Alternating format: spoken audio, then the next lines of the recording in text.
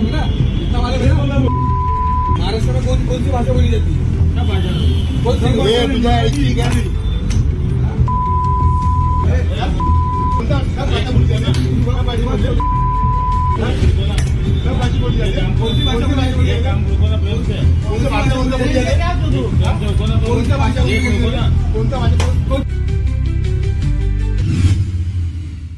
जुबा पर ताला और हाथ में जूता, ये कैसा मातृभूमि का झूठा गुरु है? एक भाषा को बचाने के लिए क्या दूसरी की गर्दन पे जरूरी दस्तूर है? मराठी बोलिए, ये आग्रह है, और जिस प्रदेश में रहते हैं उनकी भाषा बोलना एक गर्व की बात है। लेकिन मराठी नहीं बोले तो थप्पड़ मारिए, ये आग्रह नहीं, आक्रोश है। और जब भाषा में राजनीति की मिलावट हो जाए तब अस्मिता की आड़ में वोटों की गिनती शुरू होती है। आज जो लोग मराठी अस्तित्व के नाम पर थप्पड़ मारते हैं, उन्हें एक बार छत्रपति शिवाजी महाराज का चरित्र पढ़ना चाहिए। वो महाराज जिन्होंने मराठी को प्रशासन की भाषा बनाया, लेकिन कभी किसी दूसरी भाषा या धर्म के खिलाफ नफरत नहीं फैलाई।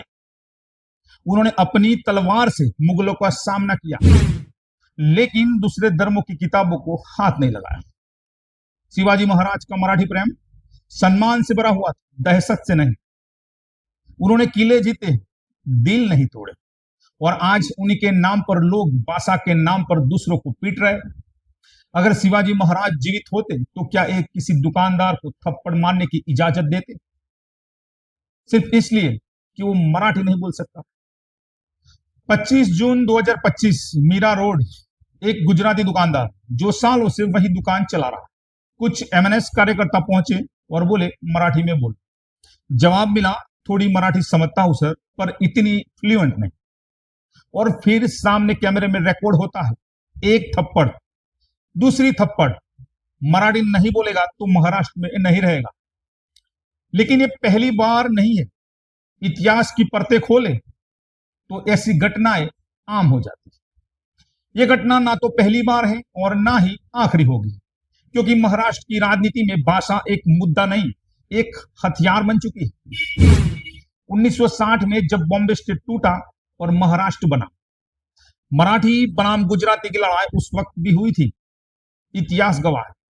2008 राज ठाकरे ने उत्तर भारतीयों के खिलाफ अभियान चलाया। यूपी बिहार के छात्रों को रेलवे की परीक्षाओं से बाहर किया गया। 2011 बॉम्बे नहीं मुंबई बोलो कैंपेन चलाया गया। 2020 अमेजन फ्लिपकार्ट से लेकर मॉल्स तक को धमकी मिली, बोर्ड मराठी में लगाए या तो दुकान बंद कर दी।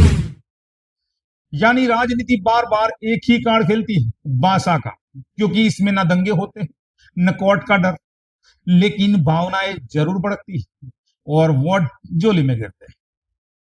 अब बात करते हैं मित्रों ठाकरे फैक्टर, उद्धव वर्सेस राज और राज वर्सेस शिंदे। आज महाराष्ट्र की राजनीति 3 हिस्सों में बटी हुई। एकनाथ शिंदे बीजेपी के साथ है, उद्धव ठाकरे शिवसेना के साथ, और राज ठाकरे एमएनएस। लेकिन मुद्दा एक ही, मराठी अस्मिता। और जैसे ही चुनाव नजदीक आते हैं, अस्मिता की राजनीति आग बन जाती है। 6 जुलाई को राज और उद्धव दोनों मराठी अस्मिता मार्च निकाल रहे हैं। सवाल यह नहीं है कि मार्च सही या गलत, सवाल यह है क्या यह अस्मिता की रक्षा है या सत्ता की तलाश। अब इस पूरा घटनाक्रम में शिक्षा नीति का विवाद समझिए। महाराष्ट्र सरकार ने 1 से 5वीं कक्षा तक हिंदी को तीसरी भाषा बनाने का प्रस्ताव दिया है। बस यही से हिंदी थोपना बनाम मराठी बचाना की नई बहस शुरू हुई है। कांग्रेस कह रही है कि यह केंद्र की साजिश है, एमएनएस कह रही है हमें हमारी मातृभाषा बचानी है, लेकिन कोई ये नहीं कह रहा है कि बच्चों को भविष्य के लिए बहुभाषीय बनाना जरूरी है। अब जनता की राय देखिए मित्रों। तो मित्रों, ट्विटर अब 2 खेमे में बट चुका है। जय महाराष्ट्र, मराठी ही जीवन है, एक खेमा। अब दूसरा खेमा है बोलने की आजादी छीनी जा रही है।